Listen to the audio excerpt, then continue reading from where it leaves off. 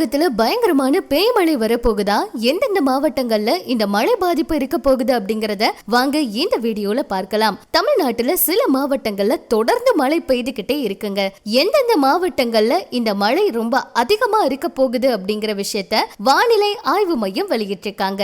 அதுபடி கோவை மற்றும் நீலகிரியில ஓரிரு இடங்கள்ல இடிமின்னலுடன் கூடிய மிதமான மழை பெய்யக்கூடும்னு சொல்லியிருக்காங்க. தேனி, தென்காசி, திருநெல்வேலி, திருப்பூர், திண்டுக்கல், கன்னியாகுமரி ஆகிய மாவட்டங்கள்ல ஓரிரு இடங்கள்ல லேசானதுல இருந்து மிதமான மழை பெய்யக்கூடும்னு சொல்லியிருக்காங்க.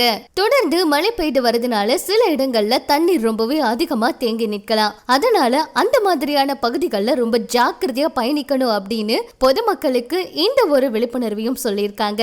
நிறைய மாவட்டங்கள்ல வெளியே வர முடியாத அளவுக்கு ரொம்ப அதிகமான மழை பெய்துட்டு இருக்கு.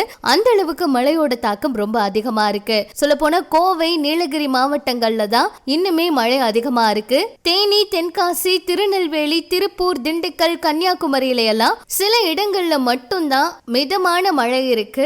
அங்க எல்லாமே நார்மலா தான் இருக்கு அப்படிங்கிற மாதிரி ஒரு சில தகவலை வெளியிட்டிருக்காங்க. 4 நாட்களுக்கு மிக கனமழை வாய்ப்பு இருக்கிறதுனால ஒரு சில இடங்களுக்கு ஆரஞ்சு அலர்ட்டும் விட்டிருக்காங்க.